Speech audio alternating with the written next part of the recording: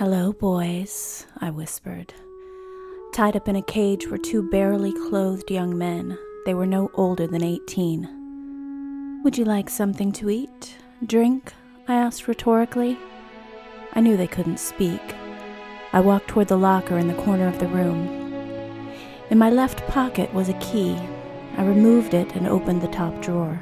In it, tongues. Some new, others old.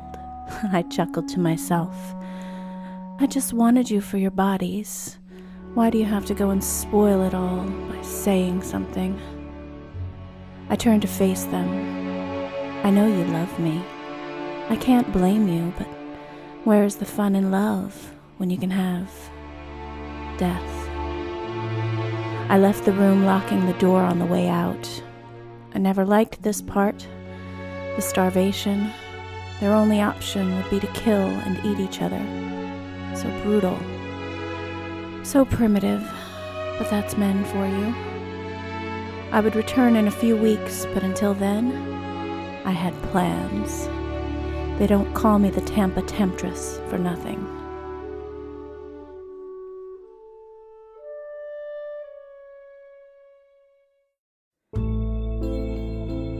Patrick's Tavern, a sports bar in Tampa. This would be my sweet, seductive subterrane, where I would take one lucky, oh so lucky boy back to my Shangri-La. A sports bar doesn't sound like the place you'd pick up a beautiful woman like myself, but the hormonal boys here are plentiful. They'd do anything to pull a MILF. I sat at the bar in my black pulling dress and hailed the barman. "Sauvignon Blanc, thank you." I winked at him as he fetched my drink. "I'll get that." A voice spoke from behind me. It was a man much older than what I was expecting. I never found older men attractive, but him I liked. The stubble on his face, his almost ginger side-swapped hair. Yes, he would do. "I'm Kyle." He smiled and my heart stopped, but only for a second. I'm Jessica." "So, do you come here often?" I chuckled. It was almost as if he had searched the internet for pickup lines. I liked that he seemed inexperienced. He would be easier to trap this way. "Well, no, I'm kind of new in town and this place is a 5-minute walk. I hear the drinks are simply to die for." "I'm not a drinker, but I know a killer Sauvignon Blanc when I see one." A non-drinker in a bar. How intriguing. The conversation was intense. We stared into each other's souls. Although the soul he saw was a honeypot, a fake, fabricated, fictitious, forged, fraudulent. I would throw him in the pot and watch him stick and drown. Kyle pointed outside at a store across the road. That is my art gallery." "You don't look like an artist." "Really? What do you think I look like?" "I don't know. You look like you own a boat." He smiled once again, that same smile that drew me in. What am I doing? A conversation? The sudden realization of my actions startled me. I don't do conversations. Just as Kyle was about to respond, I jumped in. I'm sorry, it's been lovely meeting you. I have to go." I grabbed my bag from the floor and left the tavern hastily. As I walked, I was alone with my thoughts. Well, I say thoughts, but it was only one thought, and it was him, Kyle. I couldn't comprehend what had just taken place. I don't do feelings, but I couldn't stop thinking about him. Was he thinking about me? Suddenly a hand clamped my mouth shut like a vice. There was a prick in my neck, and everything blurred and faded. The light switched on. I squinted as my eyes adjusted. Kyle? Kyle, what is this? Kyle's gone, honey. It's just you and my dark passenger now. You're so hot when you're in control.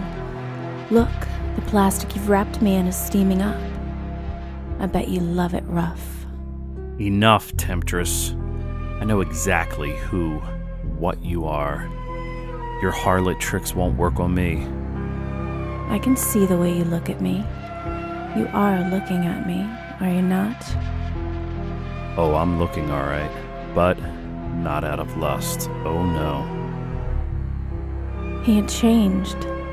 This wasn't the man from the tavern.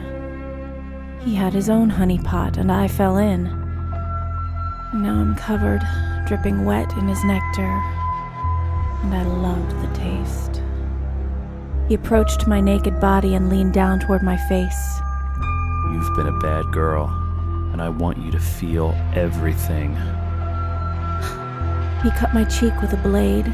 He withdrew one single drop of blood and placed it on a slide. I watched every second. I don't even think that I blinked. I felt the warm wetness drip down my cheek and drip onto the table that I lay mounted on. For the first time, I took in my surroundings. There wasn't much to take in. I didn't recognize where I was, nor did I understand why I was here. He said I've been bad, but if that was the case, he would have handed me into the police. No, this was something more. Something we have in common. He was just like me. Me with a set of morals. Misguided morals. You kill innocent men. I loved them.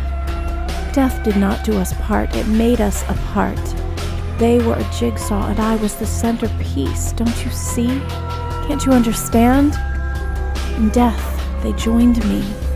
When they fell in love, they stuck to me. They're not dead. They're here with me. You're wrong, and you need to be evaporated from existence. He lifted up a small black oval-shaped bag, and it opened out into a set of knives. Tools of his trade, each as different to the one beside it as a moonbeam is to lightning. Some looked genteel and painless. Others were created for torture. He drew one of the knives and held it in his hand. He walked toward me, my future planned. He lifted the blade high into the air. He held it so gently above me with care. He pushed it deep, deep into my chest. My soul escaped. He put me to rest. The blood spilled out and formed a pool where I lay. He was a lion and I his prey. The room grew dark and lost its light. He was the last thing I saw. Tonight's the night.